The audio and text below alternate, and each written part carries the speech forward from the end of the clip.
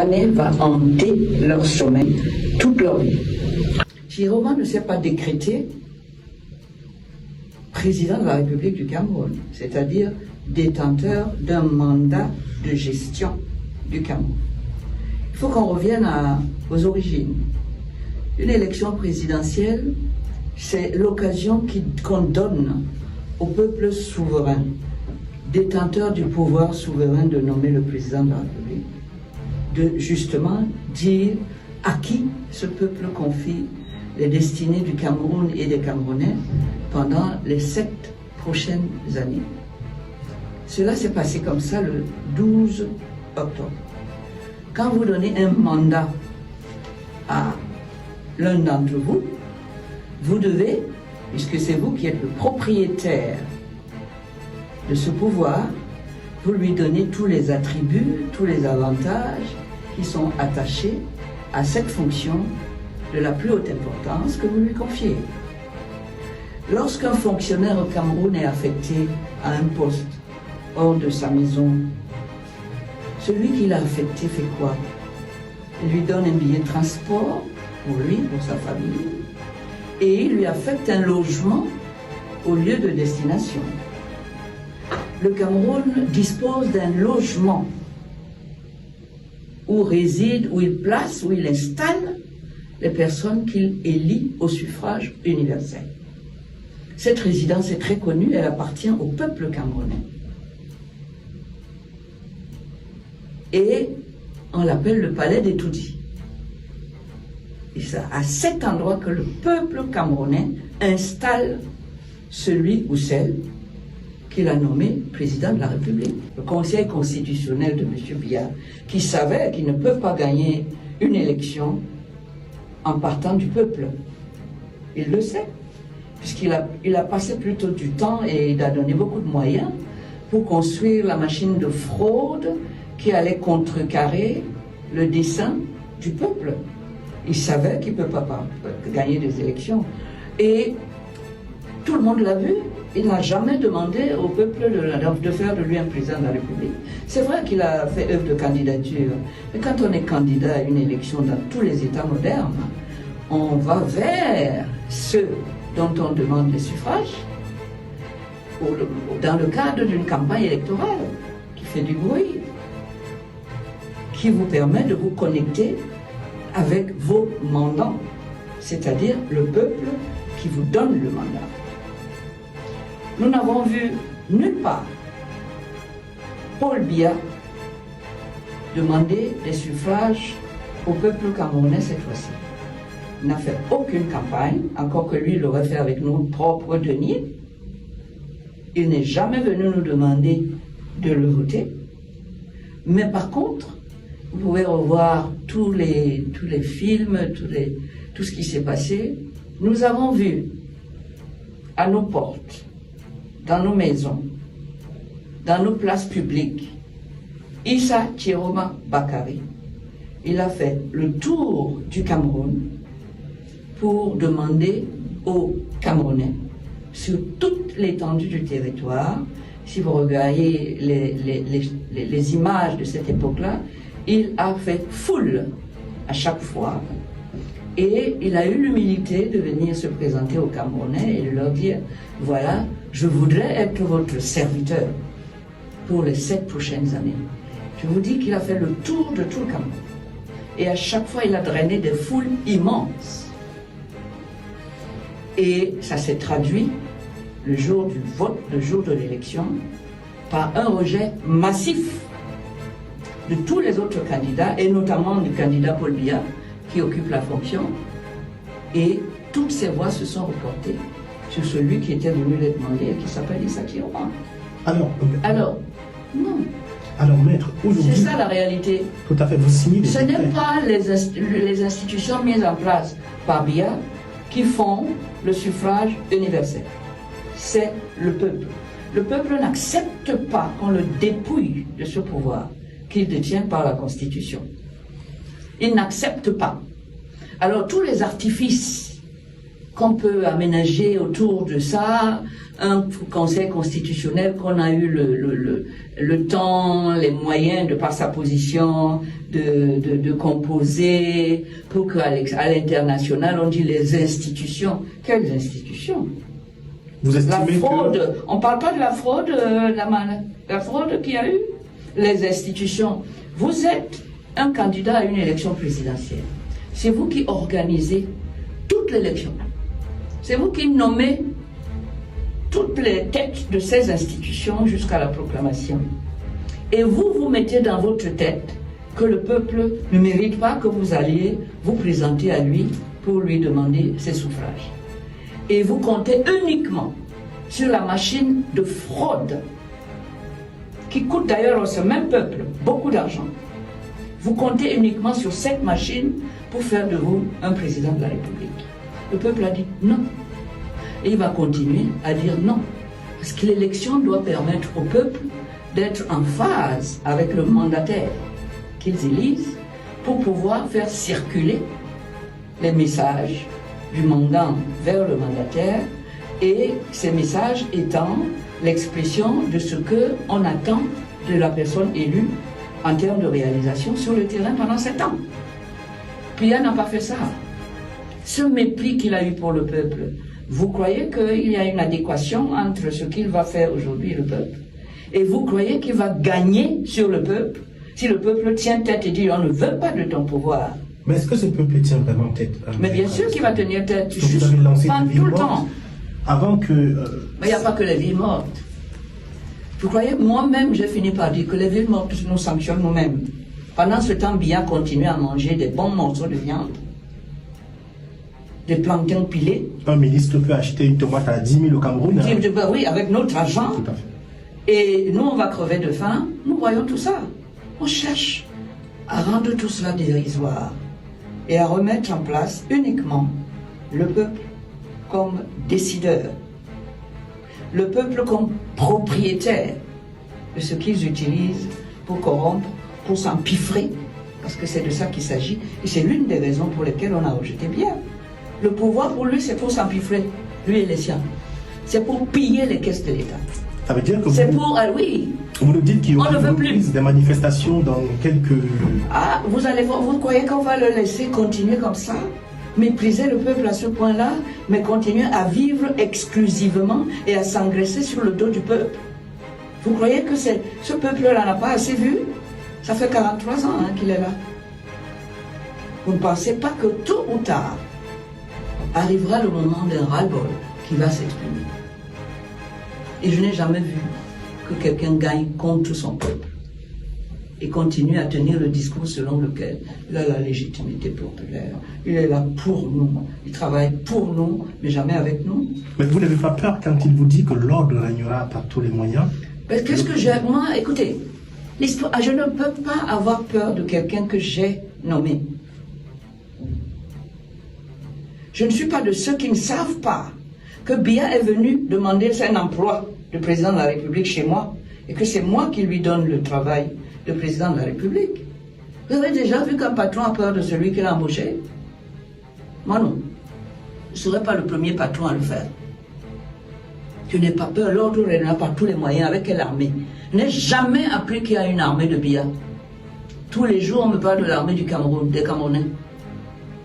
Mais c'est cette armée, alors de quoi parlons-nous? C'est cette armée qui est allée réprimer les manifestants. D'accord, mais il y a quand même une alors vous pensez que nous allons accepter de vivre dans la peur instillée par la personne que nous avons mis là, à qui nous avons donné tous les moyens pour assurer notre sécurité et nous permettre de circuler librement et de travailler librement dans notre propre pays? Vous croyez ça? Ça s'est fait peut-être par le passé. Mais chaque chose a une fin. Il arrive un moment où on dit non. Si M. Biya pense qu'après qu'on lui ait donné 43 ans de règne, il en a peut-être 90, pas loin de 100, après s'être empiffré de tous les avantages du pouvoir pendant aussi longtemps par notre volonté, s'il pense qu'il va nous laisser la terreur et la peur dans le ventre au moment où il quitte la scène, quitte la terre, et que ça va se passer comme ça, il se trompe. Croyez-moi. Alors, maître, vous signez... Cabri mort n'a plus peur du couteau. Vous connaissez ça? Je rappelle ça très gentiment. Cabri mort n'a plus peur du couteau. Alors, maître, depuis Yaoundé, vous signez, ou alors, vous signez les décrets estampillés présidence élue. Vous êtes le porte-parole de Tiroma. Est-ce que vous n'êtes pas en marche de la légalité républicaine? Est-ce que c'est pas si grave ce que vous faites? La légalité, c'est les fraudes C'est quelle légalité? Il n'incarne plus la légalité républicaine. Qu'est-ce qui vous donne le droit de signer des décrets? pas ça? Il n'incarne pas la légalité républicaine. C'est un fraudeur. La preuve est là. Il a organisé la fraude autour de son élection. Il n'est pas légitime. Donc vous estimez que ce sont vos décrets? Ce n'est pas parce qu'il se proclame que je suis président de la République qu'il l'est forcément. Il doit avoir été élu. Il est venu me demander sa voix, il est venu voir les populations pour qu'on le vote. Attendez, vous n'avez rien demandé, vous n'avez rien eu. Alors, aujourd'hui, on a quand même ce Tiroma qui continue de tenir tête à Biya. Vous n'êtes pas trop dans le juridisme, vous êtes vraiment dans le front. On a vu des manifestations, on voit comment vous revendiquez à travers les villes mortes, etc. Est-ce que ça ne court pas le risque de s'effondrer dans les jours qui viennent, que le mouvement s'essouffle? C'est ce que les gens souhaitent. Mais vous savez, les gens qui continuent à souffrir, à avoir peur de tout, à voir tous les matins quand ils se réveillent, ils ouvrent leurs fenêtres, les policiers postés tout le temps devant. Ces policiers-là, c'est lui qui les nourrit, c'est son argent. Vous croyez que ça va être comme ça tout le temps et que M. Biya va... Enfin, apprenons de l'expérience qu'on a de la vie quand on a 93 ans. On doit avoir appris de la vie quand même. Bien évidemment que le peuple soutient le mouvement, mais est-ce que vous avez des soutiens dans le monde? Mais nous devons forcément, dans le monde libre, c'est ceux qui nous ont apporté des concepts comme la démocratie, l'élection libre, etc. Nous devons, à un moment donné, si nous leur apportons la preuve que ça n'a rien à voir avec les concepts, les mots, que les contenus sont dévoyés et donnent exactement le contraire de ce qui apparaît, vous croyez que le monde libre va continuer à soutenir Biya? Dans leur propre pays, ils ont des dirigeants qui ont 99 ans de règne. Ils ont des dirigeants qui font des fraudes massives aux élections. Moi, je vois tous, que ce soit les États-Unis, tous les candidats ont l'humilité d'aller vers le peuple au cours d'une campagne électorale, demander les suffrages. Ils savent bien que Biya, leur homologue, n'a pas fait ça. Ils savent bien qu'il se prend pour un potentat, pour un empereur. Et ils savent très bien que c'est contraire aux valeurs communes de démocratie que nous partageons avec eux. Et que tôt ou tard, ça va poser des problèmes. On a quand même vu qu'il y a le Nigeria qui tend à soutenir le candidat Tiroma. On a vu qu'il y a également le président Macky Sall, etc., qui s'implique, le président Macron qui a évoqué la question Tiroma avec le vice-président du Nigeria. Qu'est-ce que ça vous inspire, toute cette détonnante diplomatie autour de Tiroma?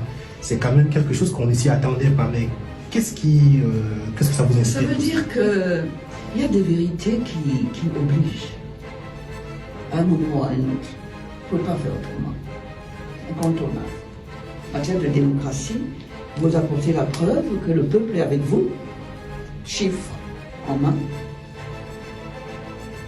Vous pouvez difficilement convaincre quelqu'un, et vous êtes en face, qui est un démocrate dans son pays, qui sait qu'il ne peut jamais obtenir son élection par ces méthodes-là dans son pays. Vous finissez forcément par le convaincre. Sinon, vous lui apportez, vous l'amenez à renoncer à ce qui fait de lui ce qu'il est. Voilà. Et ça peut être gênant pour la personne. À un moment donné, il vous lâche. Alors, maître, le Cameroun est en deuil. Anissé Ekane est mort, ou plutôt a été tué. Anissé a été assassiné. à Nice devenait ingérable. Et le ministre de la TEL lui avait dit, il lui a dit, sous forme de menace, quand il était au CED, à la gendarmerie, en détention, en garde à vue, toi, on sait que tu souffres d'insuffisance respiratoire.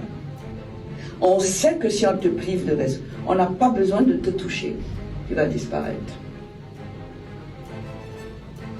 Quelque temps après, ça s'est passé comme ça. Il n'a pas eu ses appareils, il n'a pas eu son oxygène. Et ce qui devait arriver est arrivé. Mais c'est un crime qui ne va pas rester impuni. Hein. Faut pas croire. Hein. Ils vont pas tuer tous les Camerounais. Pas du tout. Aujourd'hui, ils ont fait de mon petit frère bien-aimé Kané à Nice, dont je revendique la tendresse et l'amour. Ils ont fait de lui un martyr. Je ne pense pas que c'est ce qu'ils souhaitaient, mais c'est ce qu'ils ont finalement fabriqué eux-mêmes. Ce qui veut dire quoi? Le dossier Kané n'est pas fermé. Au contraire, on vient de l'ouvrir. Et on va regarder ce qui va se passer demain et les jours qui viennent. Et Kané va hanter leur sommeil toute leur vie. Vous pensez que la justice de Biya va donner suite favorable écoutez, une suite favorable. Nous avons la possibilité, dans certains cas, de saisir des juridictions internationales pour certains crimes. Il n'y a pas que les juridictions nationales. Vous annoncez saisir la CPI? Pardon? Vous annoncez... il y a des juridictions internationales. Les avocats vont regarder très méticuleusement le dossier et ils sauront lequel choisir, celui qui sera compétent, rationné matériel en raison de la matière, en raison du lieu, celui qu'il faudra choisir pour examiner le dossier qui lui sera présenté. Quel est le sort des autres prisonniers aujourd'hui? On a Djukam Djameni qui est toujours détenu. Le pauvre Dominique Djukam Djameni, je pense beaucoup à lui. Parce qu'il doit se demander qu'est-ce qui se passe. Ils ont été arrêtés en même temps. Son compagnon Anissa Kané est mort en détention.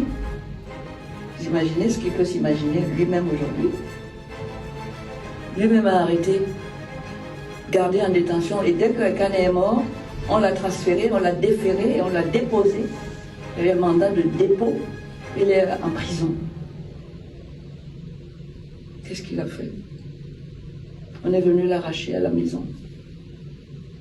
Les Camerounais devraient savoir que si on laisse l'incendie prospérer chez le voisin, tôt ou tard, on risque d'avoir cet incendie chez soi. Je ne peux pas accepter, moi je ne l'accepterai pas, et je demanderai aux Camerounais de ne pas l'accepter, qu'on soit dans un état terroriste. Un peu fort, là. Qui sème mais c'est la terreur qui sème. L'État est là pour vous protéger. Vous imaginez? Imaginez votre parent, vos parents. Vous êtes petit, votre maman et autres commencent à vous terroriser. Ce sont vos deux premiers, c'est l'un des plus grands remparts que la nature vous a donnés. S'ils deviennent dangereux pour vous, vous n'avez aucune chance de vous en sortir. Bien. Il va très très bien tant que... Comme il m'a dit lui-même tout le temps, j'ai une mission. Les Camerounais m'ont confié, le Camerounais est le bon Dieu, parce qu'il ajoute toujours le bon Dieu. Tant que cette mission-là est entre mes mains, je vis pour elle, je travaille pour elle, je rêve pour elle, et je rêve de mon retour. Là où ça a commencé, au Cameroun, là où les Camerounais m'ont élu président de la République. Je rêve de ce retour là-bas pour me mettre au travail concrètement avec eux pour relever ce Cameroun qui en a bien besoin. C'est ce qu'il me dit tout le temps. Alors, il avait quand même promis le 12 octobre aux sorties, après avoir accompli son devoir civique, après avoir voté, qu'il ne sortirait pas du Cameroun. Finalement, il en sort. Est-ce que c'est un aveu d'échec? Ce n'est pas un aveu d'échec. Il continue à dire qu'il veut être au Cameroun. Et c'est le droit de tout Camerounais de dire « je veux vivre chez moi, dans mon pays ». Issa Tiroma est un Camerounais qui est né à Garoua, au Cameroun, qui a fait ses études, qui a exercé toutes sortes de métiers et de professions, qui a même exercé, qui a occupé les fonctions de ministre du gouvernement de la République, nommé par le président de la République, Paul Biya.